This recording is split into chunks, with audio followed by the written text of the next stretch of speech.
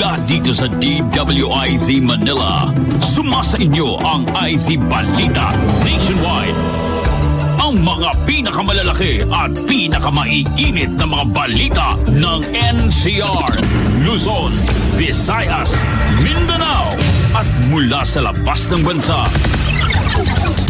Ihahatid namin sa inyo sa mas komprehensibong pagbabalita.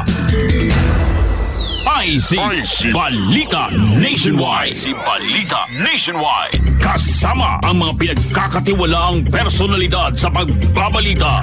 IZ Balita Nationwide.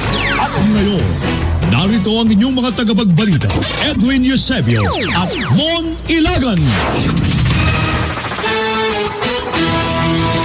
Narito ang headlines ay sa Balita Nationwide, panghapong edisyon ngayon ay July 17, 2020, Biyernes. Bilang ng mga kumpirmadong kaso ng COVID-19 sa buong mundo pumalo na sa halos 14 na milyon. Mga dayuhan, maaari nang pumasok sa Pilipinas simula sa susunod na buwan ayon sa IATF. Operasyon ng RITM inaasang magbabalik normal na sa linggo. Panukalang i-renew ang prangkisa ng ABS-CBN, maaari pang buhayin pero management ng network pinayuhan ng isang kongresista na ibenta ang kumpanya. Balita sa ibang bansa, pagpapakalat ng mga hackers para mangalap ng vaccine research, itinanggi ng Russia. At sa pampalakasan, 72 manlalaro ng National Football League nagpositibo sa coronavirus. Sa health news, pagkain ng isda nakababawa sa panganib ng pagkakaroon ng breast cancer. At sa showbiz, Kate Winslet gagawaran ng parangal sa Toronto International Film Festival. IZ Balita Nationwide. Sa patnubay ni Engineer Garrett Barreto ng ating mga kasama sa News Center, social media at reportorial team sa Metro Manila at Lalawigan, kami po inyong mga magiging tinig balita sa ngalan ni Mon Ilagan. Ako si Edwin Eusebio. At Senyor Ray Pacheco. Sa detalye, umakyat na sa halos 14 million ang kumpirmadong kaso ng COVID-19 sa buong mundo. Kasunod na rin ito ng mahigit 240,000 bagong kaso ng COVID-19 na naitala sa mga nagdaang magdamag. Nananatili ang Estados Unidos o ang Amerika na mayroong pinakamaraming kaso ng nasabing virus na nasa halos 4 na milyon na matapos makapagtala ng mahigit pa 73,000 o 73,000 bagong kaso.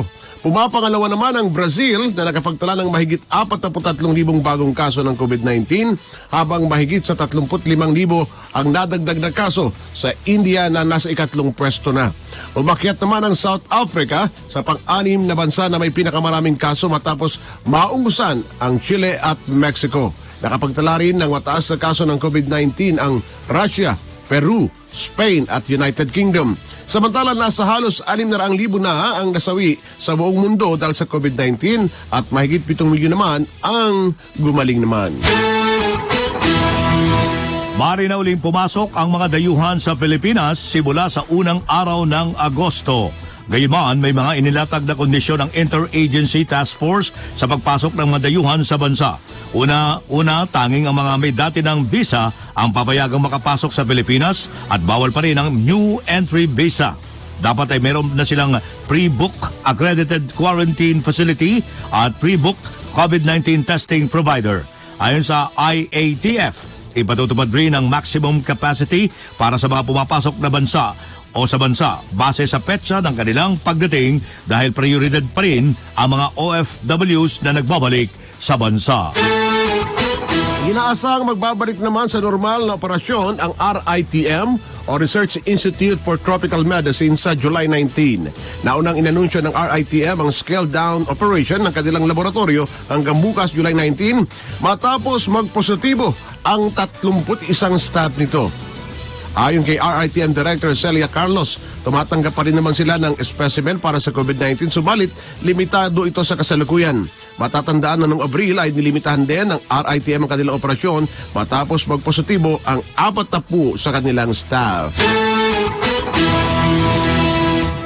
Ari pang mabuhay ang panukalang i-renew ang prangkisa ng ABS-CBN. Ayon kay Atty. Romulo Macalintal, sa pamamagitan nito ng paghahain ng motion na suspendin muna ang rules ng House of Representatives. Sa pamamagitan nito, may sasalang anya sa plenaryo ang renewal ng prangkisa ng ABS-CBN kung saan maririnig ang boses ng halos 300 kinatawan sa House of Representatives. Doon sa Rule 14 nakalagay, suspension of the rules. Iyan ay isa sa pinakamataas na uri ng motion. Ang ibig sabihin, kung pwedeng maghain ng motion to suspend the rules, ang isang miyembro ng Committee on Rules para iyan ay mabigyang consideration ng buong plenaryo. At least pagbutuhan nila, sino ba ang pabor dyan o sino ang hindi? Sino sa mga kinatawan natin ang talagang ang bumuboto, pabor o hindi. Kasi kaya nga yan ay House of the People Ayon kay Macalintal, naiwan lamang sa kamay ng mahigit sa 80 kongresista ang buhay ng prangkisa ng ABS-CBN na 70 rito ang pumabor na wag nang bigyan ng prangkisa, 11 ang tumutol samantalang may 3 na hindi bumoto. Pinunan ni Macalintal na kung meron mang paglabag sa batas ang mga may-ari ng ABS-CBN, hindi dapat nadamay ang buong korporasyon dahil libo-libong manggagawa ang naapektuhan. Sa pamamagitan ng motion to suspend the rules, makikita mo na dyan kung ano magiging posisyon ng mga kongresista in the event na yan pala ay naihain sa entire plenary ng nasabing House of Representatives. Hindi lamang yung 84 ang magdidesisyon, kundi ang buong kapulungan na under the principle na ay kung may pagkakasala nga pala ito, ay di dapat ang pagkakasala ay ginawa ng mga opisyales at hindi ng entire corporation. Si Atty. Romulo Macalintal, isang election lawyer sa panayam ng DWIZ. Alas 4:10 samantala, mga grupo ng medical professionals naglatag naman ng karagdagang health protocols para makaiwas sa COVID-19. Detaling yan mula kay Patrol 5, Aya Yupangko. Naniniwala ang sektor ng medical professionals na hindi nakakayanin ng bansa ang panibagong ACQ. Lalo na't napakalaking bilang ng mga Pinoy ang nawalan na ng trabaho kung kaya't hindi na maiiwasan ang bumalik sa paghahanap buhay ang mga mamamayan. Kumbinsido rin ang samahan ng mga doktor na matagal pa bago makapag-formulate ng gamot laban sa COVID-19. Kaugnay nito, nilinaw ng mga doktor na mahalaga ang papel ng bawat individual bilang tunay na frontliners na tinawag nila na unang line of defense laban sa COVID-19 upang hindi na kumalat ang sakit na posibleng magbukas na naman sa pangalawang ACQ. Ipinonto rin ni Dr. Romely Camiling Alfonso, technical staff ng Philippine Society of Public Health Physicians, na sa pagpapalik sa trabaho ng mga manggagawa, kailangang sapat ang kahandaan upang makatiyak na hindi kakalat o magkakakahawa-hawa. Ginawa ng doktor ang pahayag matapos matukoy na kumakalat ang virus na dala ng hangin. Kailangan na niya na magkaroon ng sapat na ventilasyon sa mga pampublikong sasakyan, mga lugar ng trabaho kasabay ng pagsusuot ng face shield at pagsasagawa ng aktibidad sa mga pampublikong lugar. Bukudan niya ito sa health protocols na pinahiral ng IATF na paghuhugas ng kamay, paggamit ng alcohol, pagsusuot ng face mask at physical distancing.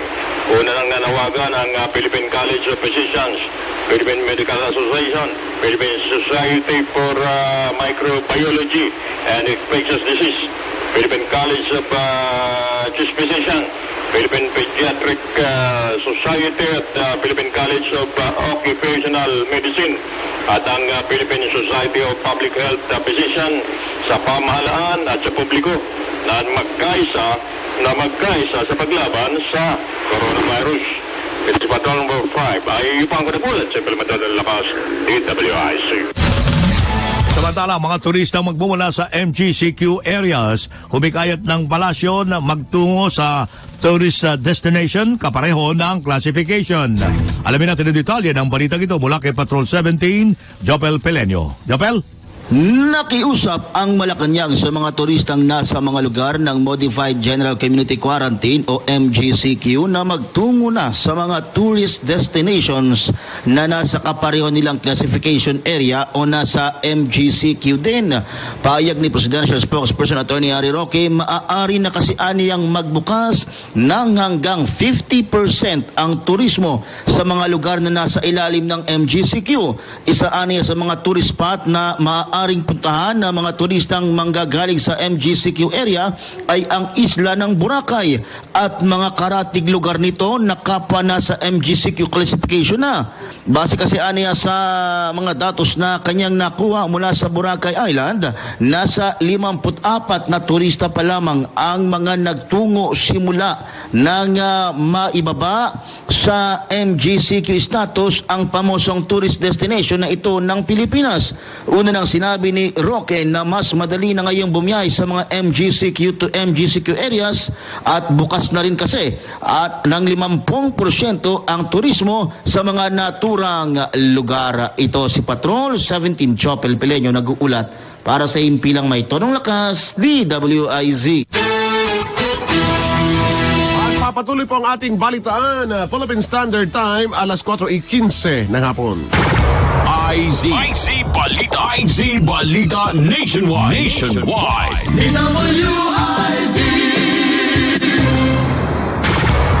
IZ Balita Nationwide.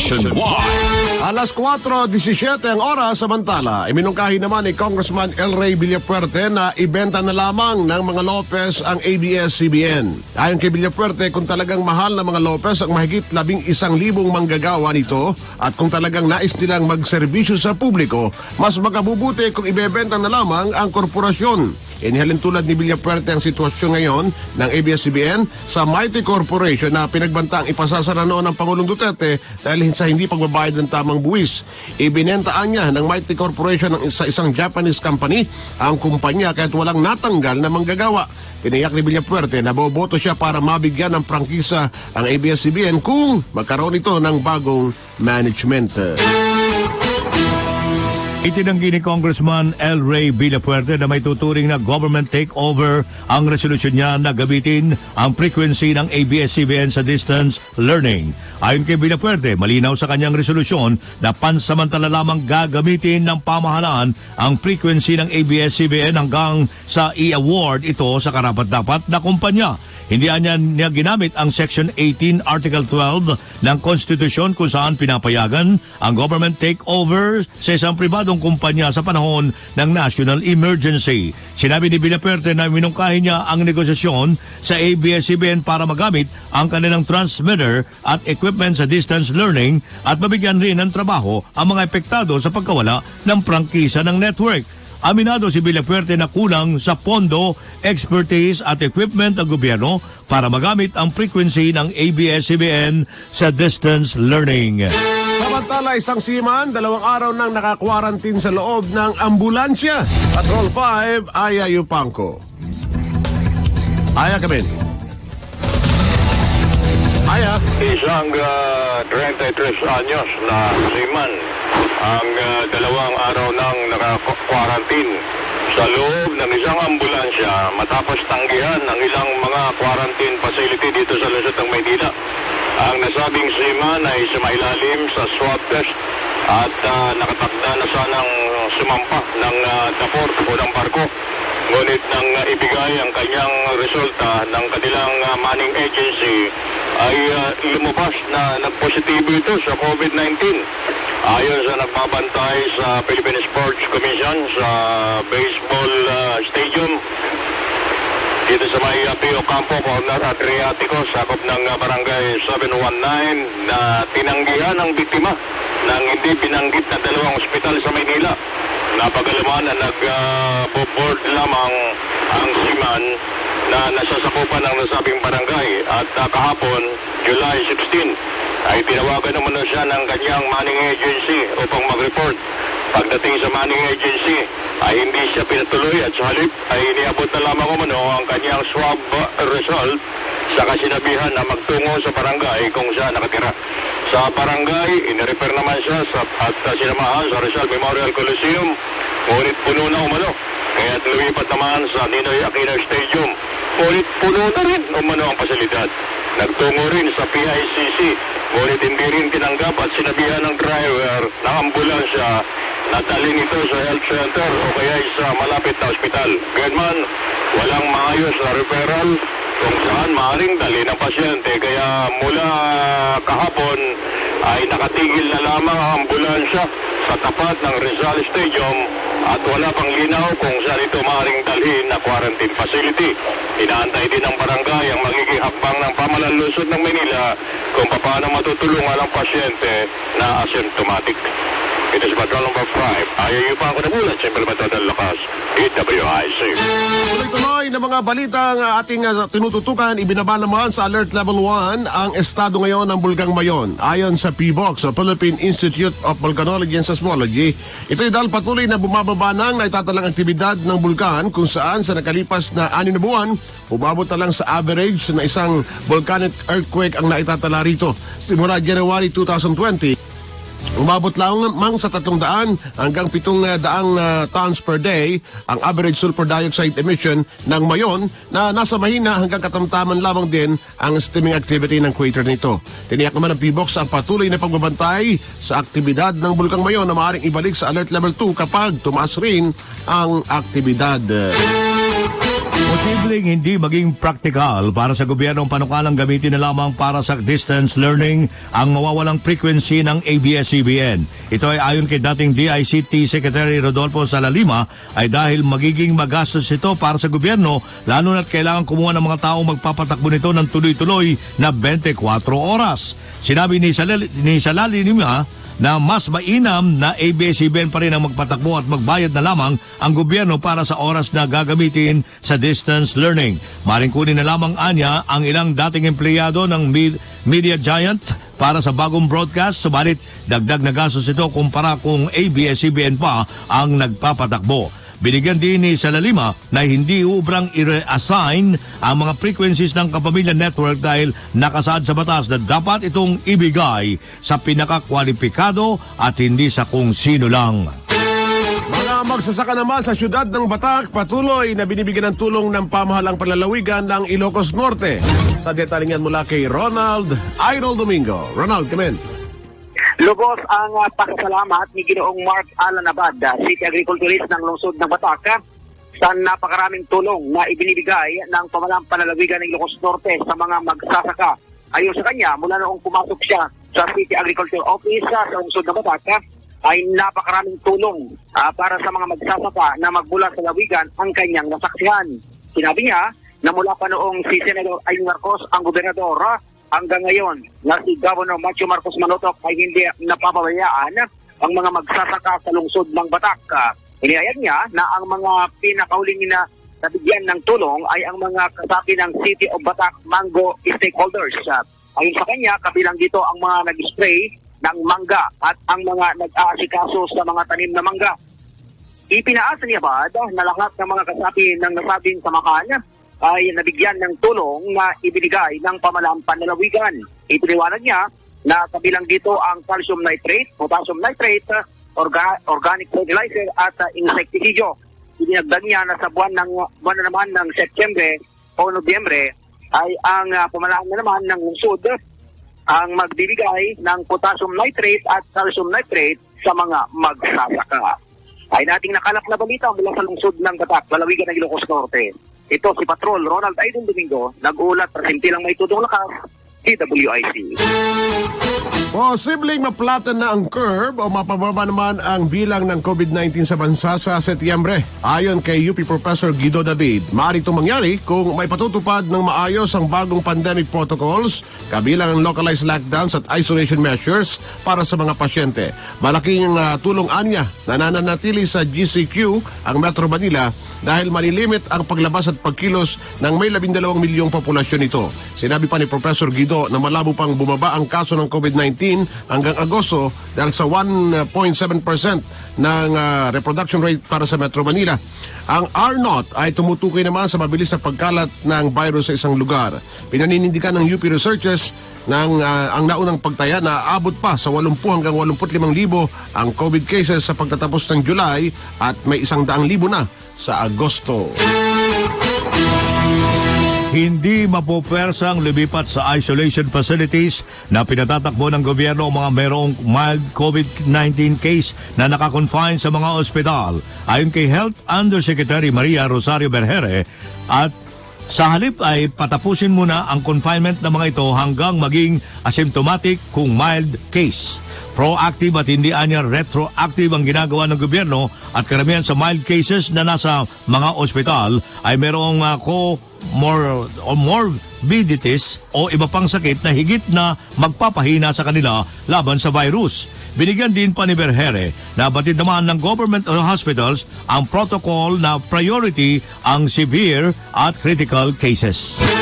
Samantala, katibayan na negatibo sa RT-PCR test. Ito ayon sa Manila International Airport Authority ang kailangang bitbit na mga pasaherong magmumula sa Pilipinas na pupunta ng South Korea. Gayunman sinabi ng MIAA, exempted sa bagong patakaran ng South Korean passport holders.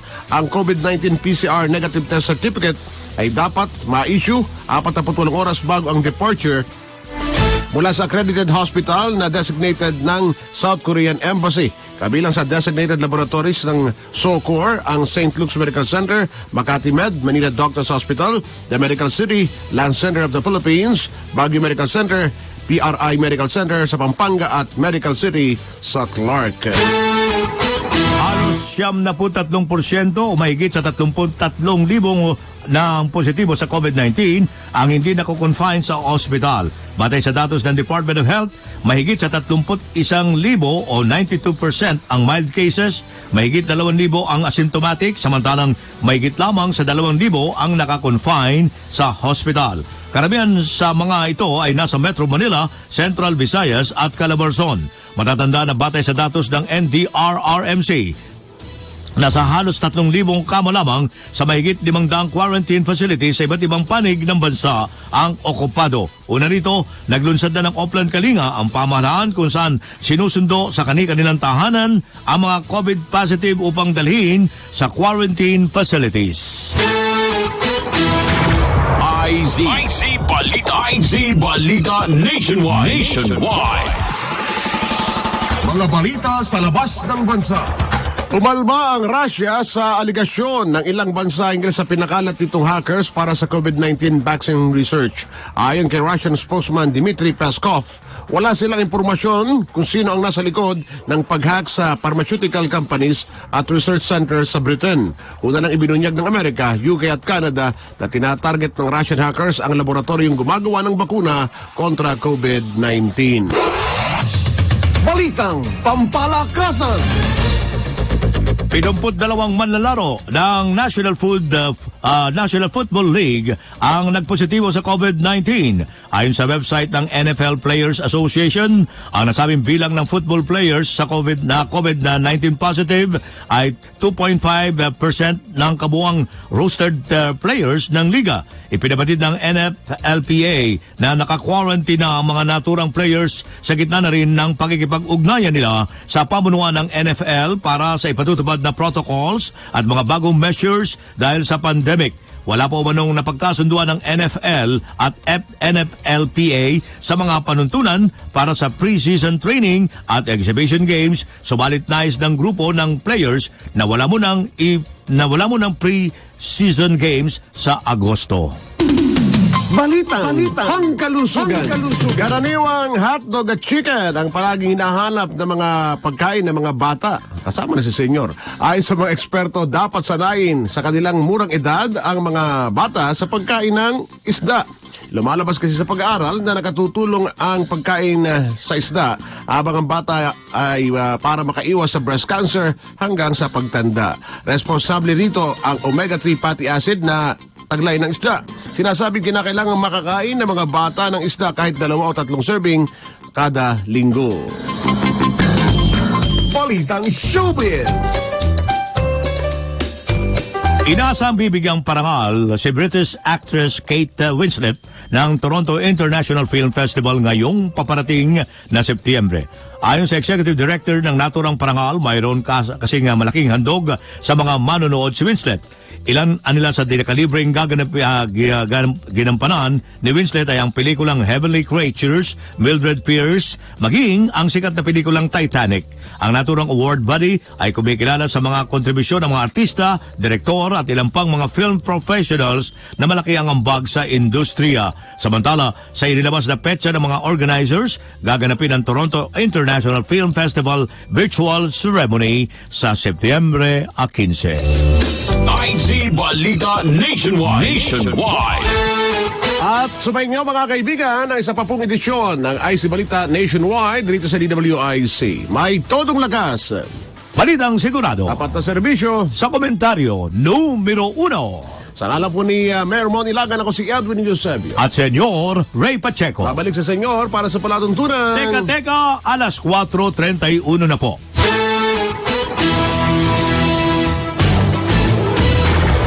IZ Balita Nationwide.